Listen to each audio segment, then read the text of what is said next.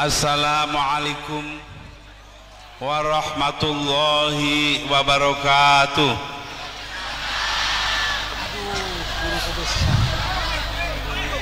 Bismillah walhamdulillah wassalatu wassalamu ala rasulillah Sayyidina Muhammad ibn Abdullah sallallahu alaihi wasallam wa ala alihi wa sahbihi wa man tabi'ahu wa nasarahu wa wala hawla wala quwwata illa billah. Ulama'ana al-kiram wabil khusus walidina Kiai Ahmad Sofyan, habaibana al-afadil, para pejabat pemerintahan yang hadir di sini, khususnya Bapak Bupati, Kepala Daerah Kabupaten Situbondo, para pemimpin masyarakat, para pengasuh pondok pesantren, para hadirin dan hadirat. Alhamdulillah, saya sampai di sini pada saat ini dalam keadaan selamat, semuanya berkah apa yang diberikan oleh Allah Subhanahu wa taala kepada kita semua. Saya datang bersama-sama Bapak Kafi, bekas Gubernur Jakarta, bekas Wali Kota Jakarta Pusat, dan Pak Imam Muzakir dari Jakarta. Alhamdulillah, walaupun agak terlambat sedikit karena memang tempat ini sangat dekat dengan Jakarta. Ini kan tempatnya jin buang anak ini. Alhamdulillah, sampai di sini dengan tidak kurang sesuatu apa dan memperoleh karunia kesehatan dari Allah Subhanahu wa taala.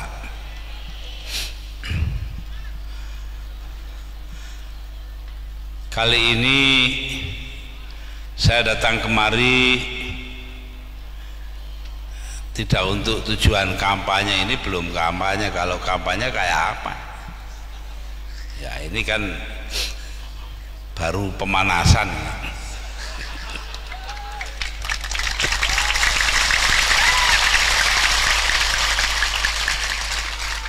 Situ Bondo itu tidak perlu kampanye, serahkan saja kepada ulama di sini, beres. Ya apa tidak? Ini bukti semuanya itu karena kecintaan rakyat Situbondo kepada Nahdlatul Ulama. Karena apa yang dikatakan oleh Allah Subhanahu wa taala di dalam kitab suci Al-Quranul Karim, Bismillahirrahmanirrahim, innama yakhsyallaha min ibadihil ulama, bahwasanya yang paling takut kepada Allah di antara hamba-hambanya adalah ulama. Karena itu terus terang saja, kalau orang-orang Situbondo mencintai ulama itu tidak aneh, karena orang-orang Situbondo memang mengikuti apa yang disabdakan oleh Allah Subhanahu wa taala. Nah, di sini ini tidak ada tukang copet, yang ada cuma guyu. Ada zaman masih Surabaya dulu ada terminal Joyoboyo, ada razia tukang copet tadi kebetulan saya Kapolresnya salaman. Nah ini saya ingat dulu, razia ini yang bikin polisi. Tahu-tahu ada yang ketangkep digeledah. Geledah itu di kantongnya ada kartu tanda anggota NU. Jadi kata polisinya, Pak sampean ini NU kok nyopet? Jawabnya apa? NU soal agama Pak. Lah copet profesi.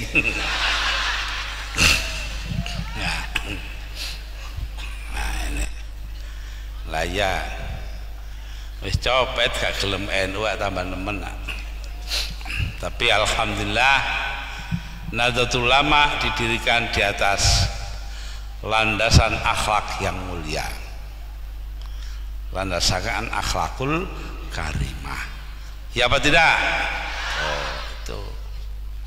Karena itulah dikatakan al ulama warasatul anbiya. Para ulama adalah ahli warisnya Nabi. Apa hanya yang diwaris? Wong Nabi kabeh melarat itu. Mana ada Nabi yang kaya itu? Tidak ada. Ya. Nah, jadi Nabi itu semua melarat. Nabi kita Nabi Muhammad sallallahu alaihi wasallam waktu meninggal itu hanya meninggalkan babut babut bolong kabeh itu loh. Ya itu saking ikhlasnya, kalau punya apa-apa dikasihkan orang yang lebih kurang. Beliau merasa kekayaan yang ada ini tidak untuk diri sendiri, tidak untuk keluarganya, melainkan untuk kepentingan orang banyak. Itu. Ini yang diambil oleh para ulama dari dulu. Karena itu ketika ulama-ulama ini mau diorganisir, maka dicari namanya. Akhirnya ketemu di dalam kitab Syarhul Hikam, syarahnya kitab Hikam dari Imam Athaillah As-Sakandari dari Iskandaria atau Alexandria. Itu loh ada dulu Menteri Riset. Nah, nanti juga tidak tahu sudah di sini apa belum. Nah, ada ya namanya Muhammad Athaillah Shahibul Hikam loh. MAS Hikam. Siapa MAS Hikam itu? Muhammad Athaillah, namanya Muhammad Athaillah, imam yang ngarang kitab itu, yang mempunyai Shahibul Hikam, Syarah Hikam loh. Lah itu dipakai nama oleh Kiai Abdul Fattah Plumpang untuk putra beliau. Ya ini Mas Hikam yang ada di sini. Nah, ada uang jenenge kitab ya baru ini ya. Untung tidak dinamai takrib. Nah, ketika dicari-cari dapatlah nama untuk organisasi ulama itu, perkumpulan ulama tersebut. Di sana ada ungkapan kata Imam Athaillah Shahibul Hikam, yaitu la tashab man la yunhiduka ilallahi haluhu wala yadulluka ilallahi maqaluh.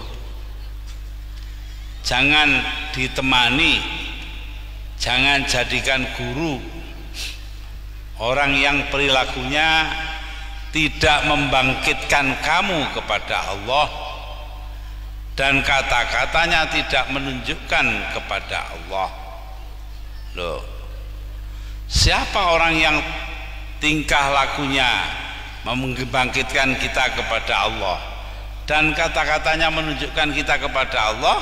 Yaitu ulama. Loh itu yan hiduka, yang membangunkan, membangkitkan. Nah, dicari masdar atau asalnya itu nahdoh.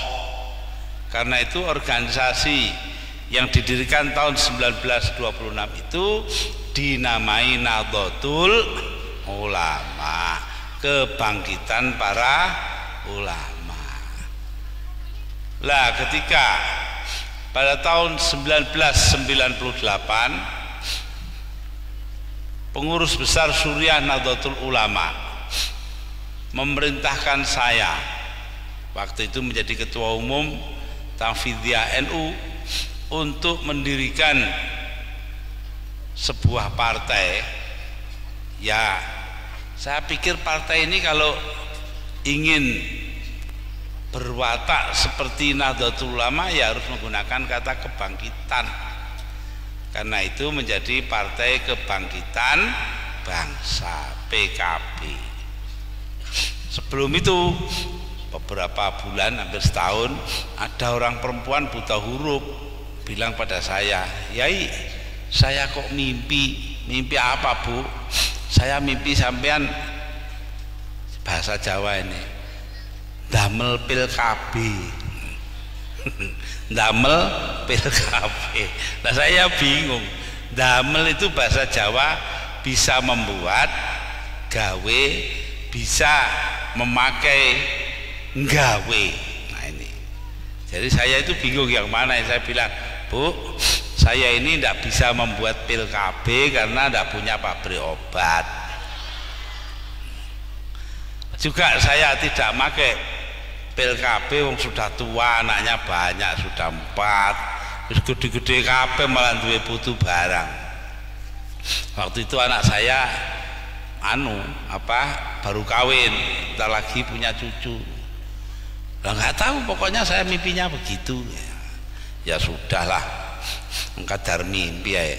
Nah, itu akhirnya waktu disuruh buat PKB, cocok-cocokan namanya disetujui PKB, saya tertawa sendiri. Oh ini toh yang dimaksudkan pil KB dulu itu.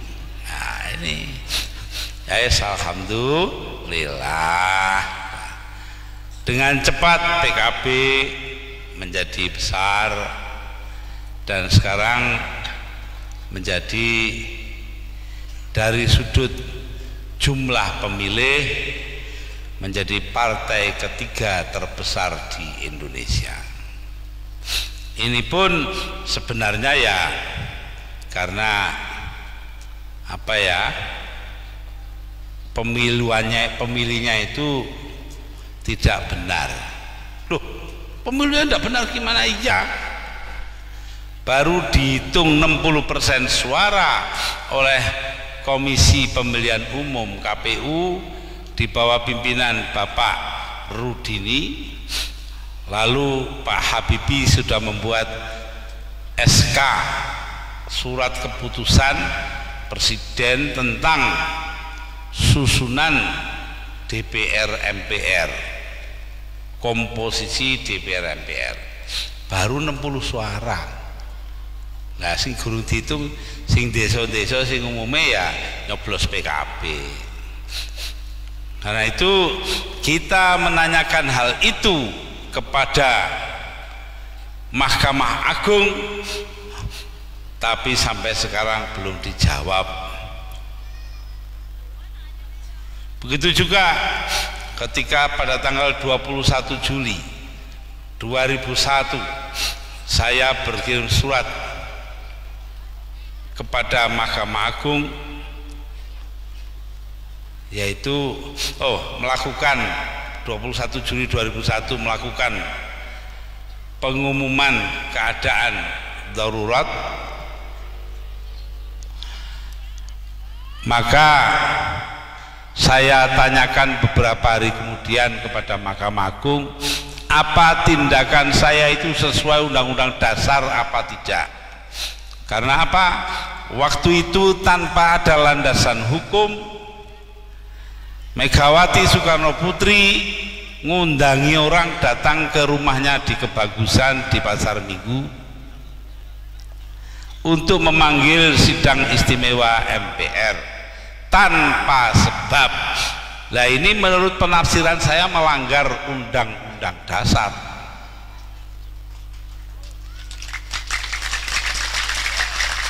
lagi-lagi tidak dijawab, tidak dijawab. Kemudian saya kirim surat. Saya waktu itu memerintahkan Kapolri S. Bimantoro dan Panglima TNI Widodo AS untuk menangkap 15 orang yang melanggar Undang-Undang Dasar, juga tidak dilakukan, padahal Presiden yang merintah. Apa ini melakukan tindakan insubordinasi, melanggar perintah apa tidak? Juga tidak dijawab. Ini 3 sudah pelanggaran konstitusi. Datang yang keempat, yaitu pemerintah sekarang menaikkan harga BBM. Ini sebenarnya kalau penafsiran saya, menaikkan harga tanpa menaikkan pendapatan itu artinya melanggar konstitusi. Mengapa demikian?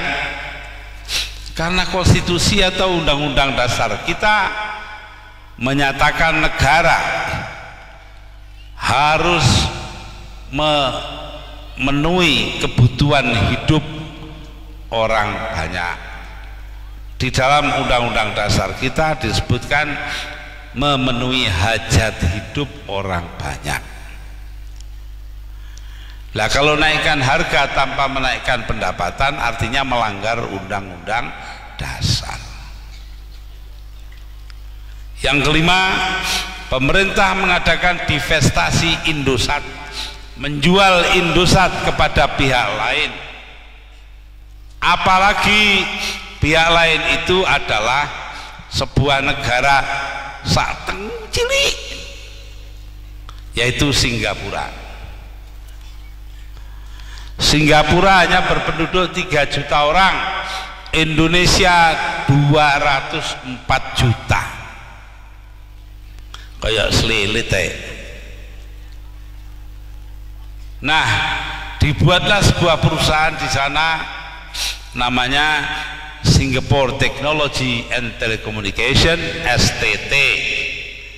50% sahamnya pemerintah Singapura, 50% free tax dari Israel. Jadi artinya Indosat ini menyangkut penjualan saham kepada orang luar, padahal Indosat ini mengoperasikan atau melaksanakan satelit Palapa. Di dalamnya ada kode-kode intelijen kita. Jadi dengan demikian dia juga membahayakan hajat hidup orang banyak di negeri ini, akan keselamatan bangsa. 5 ini tidak ada yang dijawab oleh Mahkamah Agung karena Mahkamah Agungnya pengecut.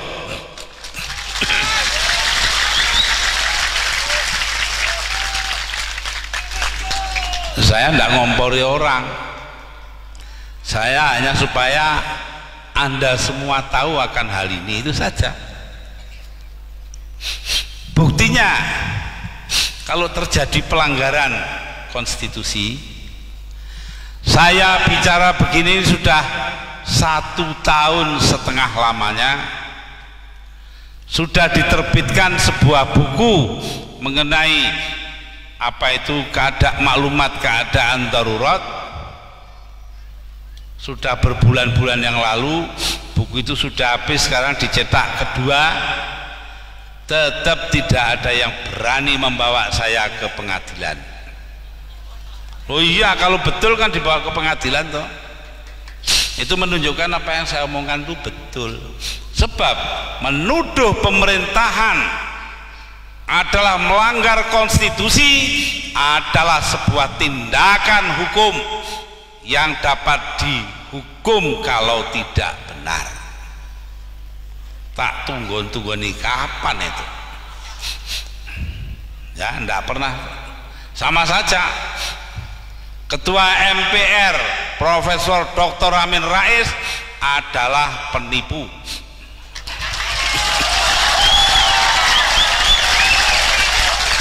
Ini ke 52 kalinya saya bicara di muka umum. Tak tunggu nih, bener gak iki? Yang menentukan benar tidaknya pengadilan. Saya tunggu, berani tidak membawa saya ke pengadilan? Sampai hari ini tidak berani. Mengapa saya berani mengatakan demikian? 2 bulan sebelum saya dipilih menjadi presiden, Amin Rais ditemani oleh Fuad Bawazir dan Al-Hilal Hamdi naik helikopter ke pesantren Buntet Astana Japura di Cirebon. Di sana berkumpul 60 orang kiai besar-besar didatangkan oleh Amin Rais, dan dia meminta kepada para ulama itu melalui kata-kata kepada Kiai Abdullah Abbas, pengasuh pondok pesantren tersebut, Kiai, kira-kira lo ya, Mbok Gus Dur itu disuruh jadi calon presiden. Kiainya jawab, nanti dalam 2 bulan sampean lengserkan. Lalu dia katakan, wallahi tidak akan mungkin itu terjadi. Panjang lebar, ya memang enggak 2 bulan, 20 bulan kemudian. Nah, artinya apa? Dia melanggar sumpahnya sendiri, janjinya sendiri. Lah orang melanggar sumpah atau janji itu kan penipu toh? Itu. Di mana-mana saya bilang begitu enggak berani jawab. Ada orang lain juga begitu, Wakil Presiden Hamzah Has. Saya bilang ini ke 39 kalinya. Jadi saya sudah pidato di mana-mana. Tidak hanya begini saja Pak Hikam, sudah di mana-mana. 39 kali saya mengatakan bahwa Pak Hamzah Has berada di belakang teroris.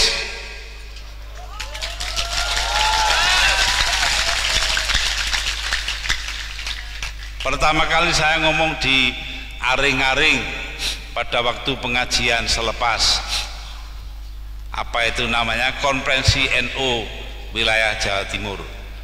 Ya, di situ saya katakan saya sangat terkejut ketika Wakil Presiden Hamzah Has menyatakan prihatin terhadap peledakan bom di Bali. Loh, kenapa kok cuma prihatin? Tidak berani mengutuk. Jangan-jangan saya bilang orang di belakang pemboman itu adalah temannya Hamzah Has.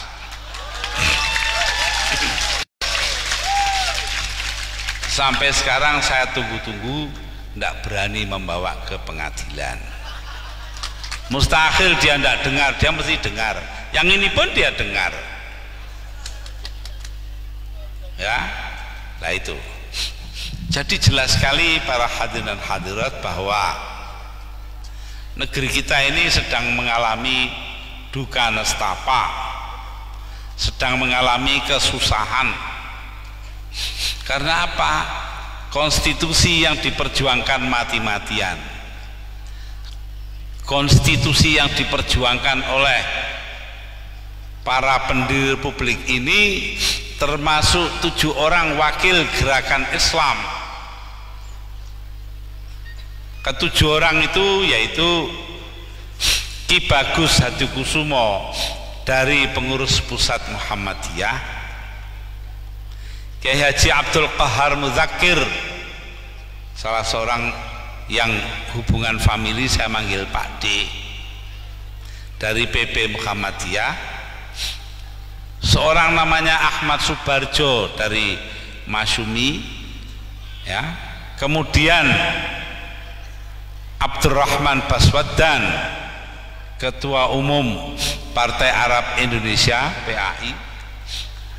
Kelima, Abi Kusno Cokro Suyoso dari Syarikat Islam. Sini ada orang Syarikat Islamnya enggak? Enggak ada. Nah, mudah-mudahan ada. Enggak ada ya kenemenen. Yang keenam, Haji Agus Salim, yang kita semua tahu bahwa beliau berilmu agama sangat dalam.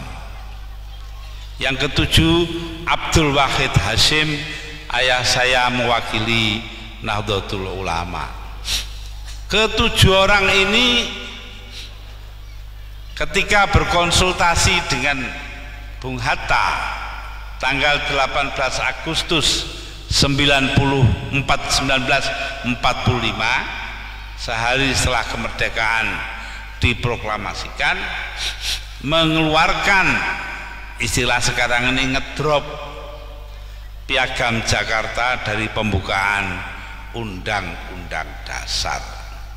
Loh, negara yang diperjuangkan mati-matian juga oleh para wakil-wakil organisasi Islam itu sekarang sedang mengalami musibah besar-besaran karena terjadi pelanggaran konstitusi, pelanggaran demi pelanggaran. Lah yang diurusi itu tidak ada yang pokrok, cilik-cilik, bangsanya soal inul, guyu, tawa itu. Ya kan soal kecil loh, inul lo. Ya. Inul tukang ngebor.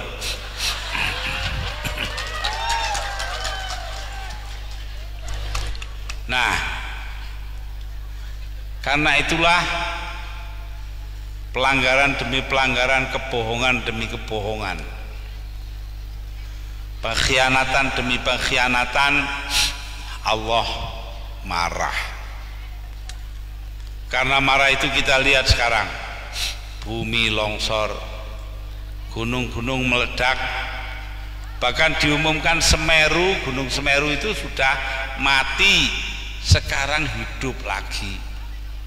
Ya, semenjak beberapa bulan ini istilah mereka ahli-ahli geologi, Gunung Semeru aktif kembali. Bahkan 2 hari yang lalu Malang kena abu dari Gunung Semeru, sehingga akhirnya ketika saya ada acara di Bangil itu dari Kediri saya liwat Jombang, lalu Mojokerto, Mojosari, Japanan, Gempol, Bangil, sedangkan yang mapak saya Bapak Khairon Syakur dari Bangil pulangnya misah liwat Blitar, itu tidak bisa liwat karena gelap gulita, tertutup debu. Nah, lalu itu semua tanda, yang longsor, yang gunung, yang banjir, sembarang kali itu tanda bahwa Allah marah karena terjadinya hal-hal yang bersifat pengkhianatan dan sebagainya itu. Karena itu marilah kita adakan perbaikan yang diperlukan, dan nanti dalam pemilihan umum atau pemilu yang akan datang memilih pihak yang tepat, yang benar-benar memperjuangkan kepentingan rakyat.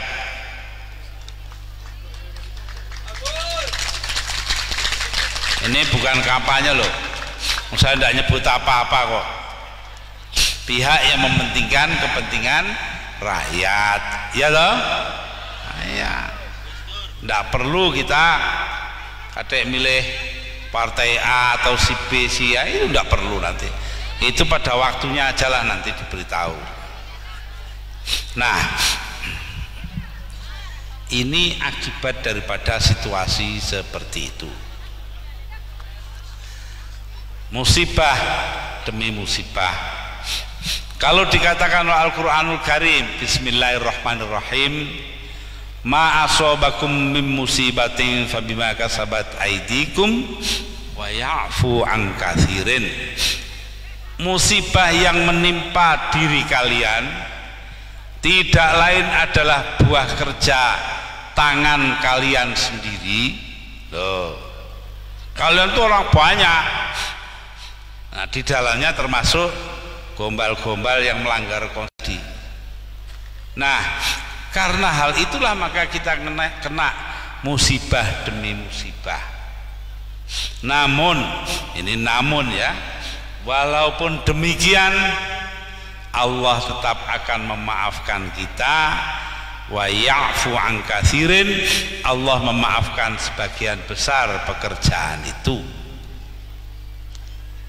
Itulah para hadirin dan hadirat, mengapa kita tetap optimis, kita tetap berpengharapan bahwa Allah akan memaafkan kita semua, betapa besarnya sekalipun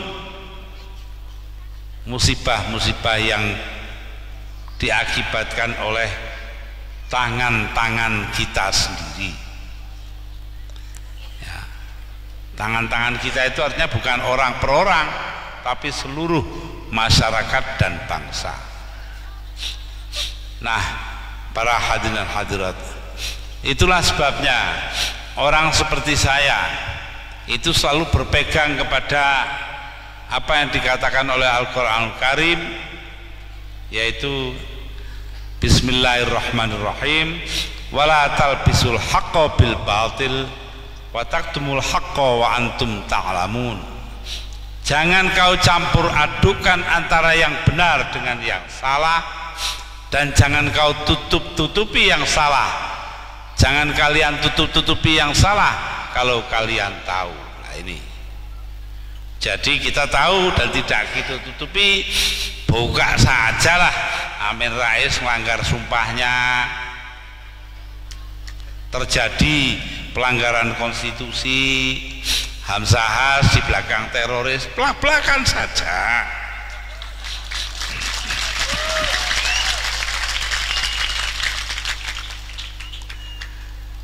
Nah, para hadirin hadirat, dengan demikian jelaslah bahwa kita akan dapat mengatasi kesulitan-kesulitan kita yang dalam bahasa luar negeri atau istilah zaman sekarang, kata orang Betawi, istilah kerennya itu adalah pelanggaran hukum yang ada. Dengan melakukan pelanggaran hukum yang ada itu, kita lalu tidak bisa memenuhi kewajiban sebagai bangsa untuk menegakkan keadilan. Al-Quranul Karim padahal berkata, ya ayyuhalladzina amanu, bismillahirrahmanirrahim, ya ayyuhalladzina amanu kunu qawwamina bil qisti syuhada'a lillah walau ala anfusikum. Hendaknya kalian, wahai orang-orang beriman, hendaknya kalian menegakkan keadilan dan menjadi saksi bagi Allah walau mengenai diri kalian sendiri. Artinya walaupun situ ada yang berkhianat, tetapi kita tetap bersabar karena percaya keadilan Allah akan tegak. Betul tidak? Bagaimana tegaknya keadilan Allah itu? Melalui pemilihan umum itu. Kalau bapak-bapak, ibu-ibu, saudara-saudara ingin menegakkan keadilan, maka lakukan hal itu melalui pemilihan umum yang akan datang. Pilihlah pihak yang benar.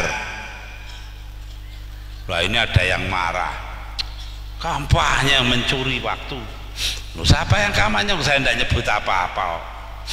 Kenapa disebut? Dong semua udah tahu, tidak pakai disebut juga tahu kok. Ya tidak? Nah, iya sudah. Ya itulah. para hadirin dan hadirat, apa yang menjadi pikiran kita saat ini.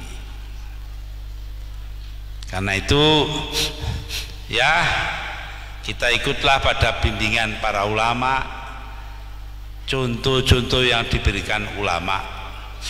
Nanti saya kemukakan, karena sebetulnya kita kesini kan untuk muludan ini, untuk maulid Nabi Muhammad Sallallahu Alaihi Wasallam. Tapi tidak apalah kita.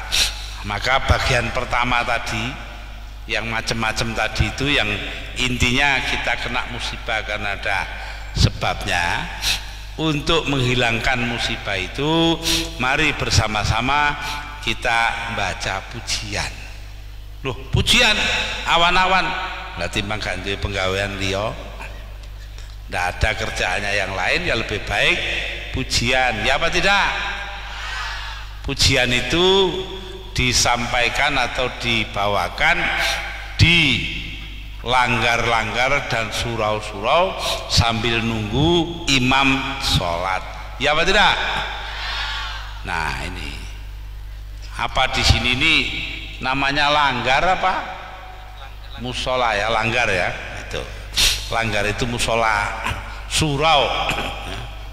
Mari bersama-sama nanti bareng-bareng dengan saya ya. Nanti maksudnya saya terangkan belakangan. Ilailas tulil firdausi ala wala aqwa ala naril jahimi fahabli taubatau waghfir dhunubi fa innaka ghafirudz dzambil azimi. Ilahi, wahai Tuhanku, lastu lil firdausi ahlan, aku bukan orang yang ahli sorga. Wala aqwa ala naril jahimi, dan aku tidak kuat api neraka. Loh kenapa? Tidak kuat api neraka, tapi bukan ahli surga. Siapa orang mana? Orang situ Bondo. Ya, tapi sebagai orang NU, sebagai orang PKB, maka ada jalan ketiga. Fahabli taubatan, maka berikan kepadaku kemampuan bertobat. Fa innaka, dan ampuni dosa-dosaku. Waghfir dzunubi, fa innaka ghafirudz dzambil azimi, karena sesungguhnya engkaulah yang paling dapat memberikan ampun atas dosa-dosa yang besar. Ada kesempatan bertobat ini ya, tapi tobat yang bener, jangan tobatnya wong lata itu. Ada yang jatuh tobat ya. Mari dibaleni, saya terangkan maksudnya bareng-bareng. Ilailas tulil firdausi ala wala aqwa ala naril jahimi habli taubatau waghfir dhunubi fa innaka ghafirudz dzambil azimi. Saya ngejak pujian jam sekian ini kenapa sih kok di sini? Ya sebabnya sepele. saya ndak ketok, jadi ndak tahu orang yang kesini ini banyak apa ndak, ngono.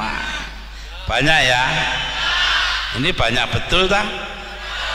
Dulu ada zaman Jepang, tentara Jepang sowan Kyai Abdul Manaf di Lirboyo, sana masuk, ada santri di masjid dalam jumlah besar, di depannya masjid ada banyak angsa itu loh, tahu banyak angsa itu, soang itu toh. Nah, akhirnya banyak ya. Nah itu ada si Jepang tadi masuk ke rumahnya Kyai Abdul Manaf, nanya, Haji banyak santri ya, maksudnya yang di masjid banyak, jumlahnya besar. Jawabnya Kyai Abdul Manaf, bukan tuan, itu bukan banyaknya santri, banyaknya Kaji Yakub. Ya, jadi ini banyak mana ini, sekian ini ya. Itu banyak Kaji Yakub lah.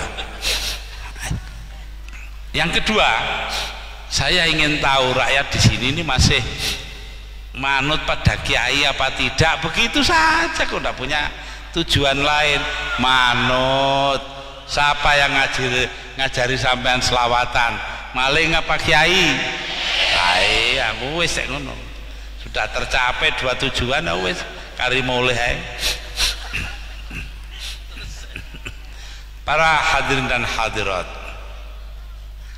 ini katanya mulutan Maulidun Nabi Muhammadin sallallahu alaihi wasallam.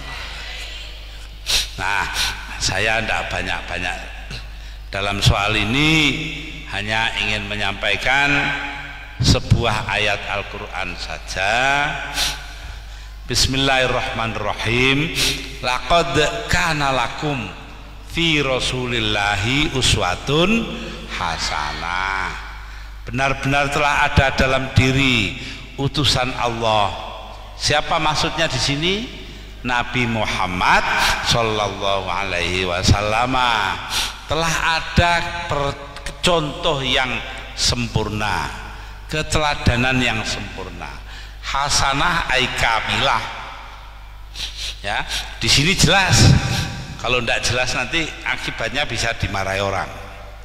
Ada yai itu sampai tidak berani dungo. Robbana atina fid dunya hasanah wa fil akhirati hasanah wa qina adzabannar. Kenapa dia dungo begitu? Robbana atina fid dunya hasanah wa fil akhirati hasanah wa qina adzabannar. Pulang-pulang dimarahi mertua perempuan. Kampungan kamu. Diam aja dia.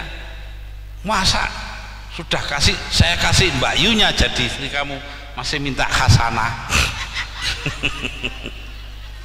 Masih hidup dua-duanya ini, yainya juga masih hidup, tapi mertuanya sudah meninggal.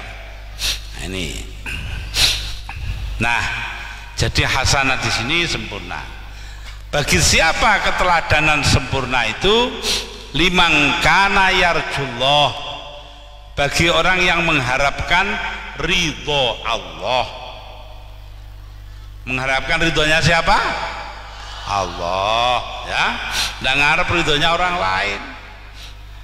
Nah, ridho Allah ala ridhol walidain katanya. Ridhonya Allah itu tergantung kepada ridhonya kedua orang tua. Karena itu kita tidak boleh ngelawan kedua orang tua. Ini contoh. Nah, jadi ridho yang dicari. Ridho itu kerelaan, bahasa Indonesianya itu. Ada orang punya madrasah, dijawab, ditanya, sampai ini madrasahnya ini apa statusnya itu, hukumnya atau kedudukannya? Disamakan? Oh enggak Pak. Diakui? Enggak Pak. Didaftar? Enggak Pak. Lah kok semua tidak, itu lalu apa? Diridhoi Pak. Enek sekolah diridhoi. Ya ini ya boleh saja, tapi jangan status sekolahnya diridhoi. Buat yang betul lah. Disamakan, diakui atau didaftar, terdaftar. Nah, yang kedua, bagi orang yang mengharapkan hari kebahagiaan, hari akhirat, wal yaumal akhir, ay yarju yaumal akhir, ingin kebahagiaan akhirat. Apa kebahagiaan akhirat itu? Yaitu surga. Itu orang hidup ini kan inginnya surga, itu sudah. Karena itu Al-Quran mengatakan, ya, Bismillahirrahmanirrahim, mayyabtaghi ghairal islami dinan fala yuqbala minhu wa huwa fil akhirati minal khasirin. Barang siapa mengambil selain Islam sebagai agama, fala yuqbala minhu, amal perbuatannya tidak diterima Allah. Ini mungguhe wong Islam, ya terserah Allah mau terima apa tidak, tapi kita menganggap begitu. Wa fil akhirati minal khasirin, dan orang itu di akhirat kelak akan menjadi orang yang merugi. Merugi itu artinya tidak memperoleh surga itu. Nah, para hadirin dan hadirat, yang ketiga, ya, yang lakukan zikir sebanyak mungkin artinya sangat mempertimbangkan kekuasaan Allah, ya. Nah, zikir itu ada zikir lafzi, la ilaha illallah, la ilaha illallah. Nah, itu zikir lafzi. Astagfirullahaladzim, astagfirullahaladzim, astagfirullah, itu zikir lafzi. Tapi ada zikir fi'li. Zikir lafzi itu zikir dengan ucapan, zikir fi'li itu zikir dengan perbuatan. Nah, sekarang ini hikmahnya maulid sekarang ini apa? Siapa sampai ini benar-benar sudah zikir fi'li? Karena apa? Ini pertanyaan saya sekarang. Kalau air sungai itu mengalir kemana? Ke laut. Laut ini kalau sini apa bahasanya? Laut. Tase. Oh, tase. Dah, laut itu utara ya. Iya. Karena saya orang Jawa, ya, nggak ngerti bahasa sini, bahasa Madura. Alhamdulillah ada bahasa nasional, bahasa Indonesia. Kalau nggak ada hubungan saya dengan sampean, nggak ngerti satu sama lain. Nah, ada orang situ Bondo itu belajar di Australia, belajar kimia, nggak jarang pakai bahasa itu, ngomong nggak pernah, rumus-rumus ditulis di papan tulis atau di kertas sampai lulus jadi doktor. Lah ngurus tiket mau pulang, tiket pesawat terbang, kartu pesawat terbang, ditanya sama pegawai universitas, when will you go back to your country? Kapan kamu akan kembali ke negeri kamu? Jawabnya, montak mande ya Tuesday. Lah ini apa ada monnya barang ini repot ya. Nguyu ini. Tahu ngalami tak? Ya. Nah, kalau air itu sampai ke laut, kemudian dipanaskan oleh matahari menjadi uap air.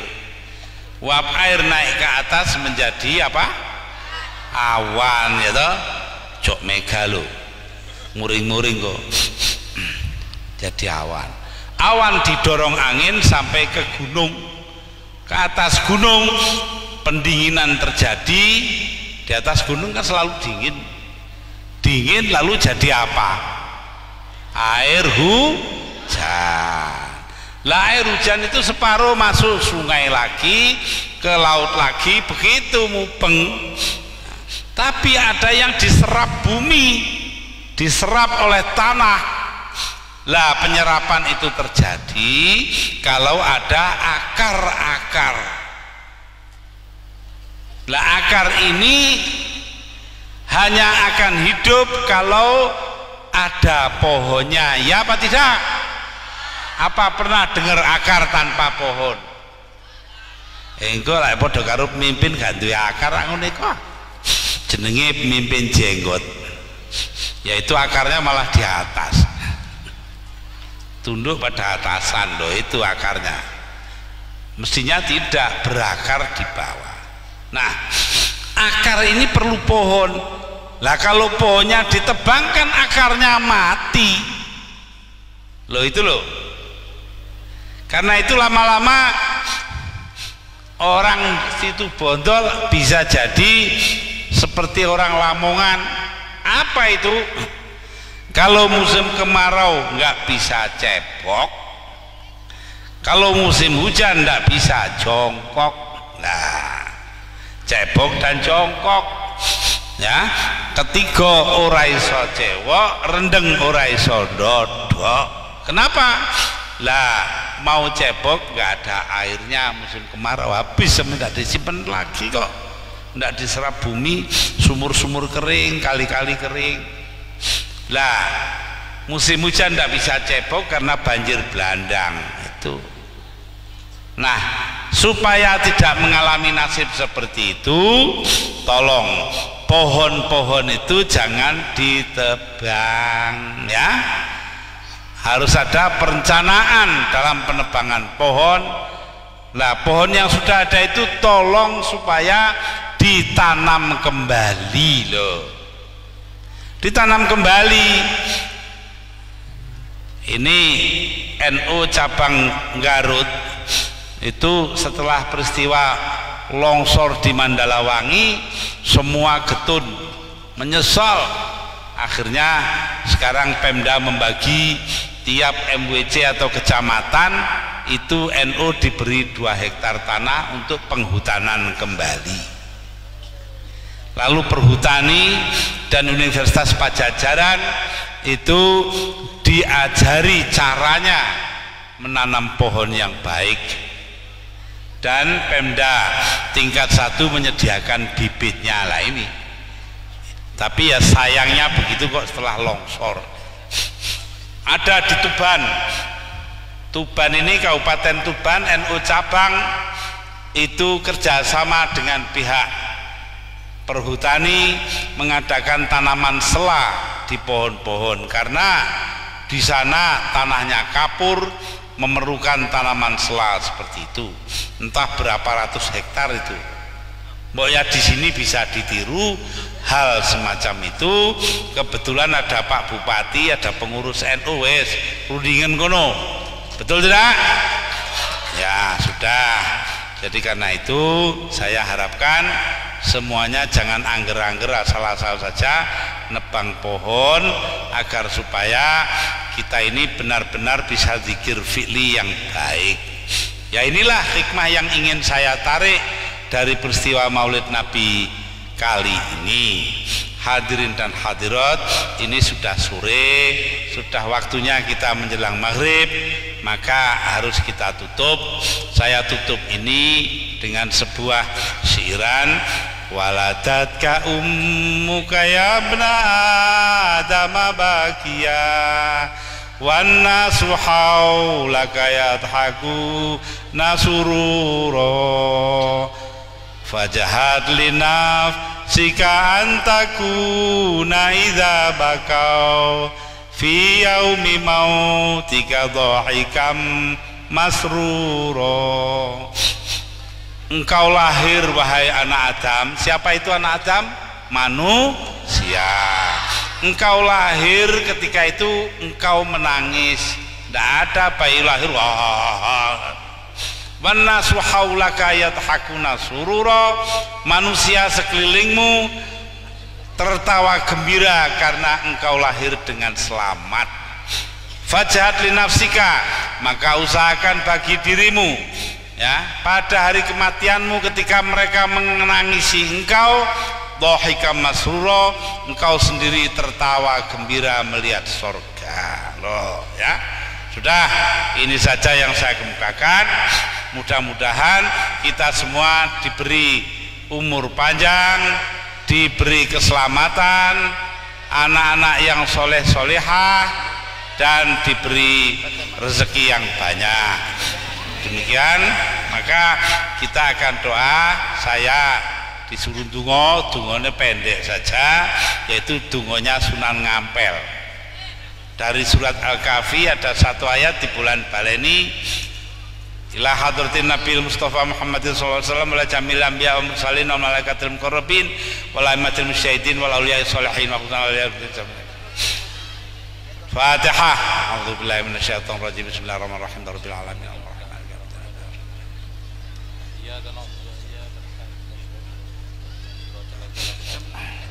Rabbana atina min ladunka rahmatan wa hayyi lana min amrina rasyada. Rabbana atina min ladunka rahmatan wa hayyi lana min amrina rasyada. Rabbana atina min ladunka rahmatan wa hayyi lana min amrina rasyada. Wa sallallahu ala sayyidina Muhammad. Wassalamualaikum warahmatullahi wabarakatuh.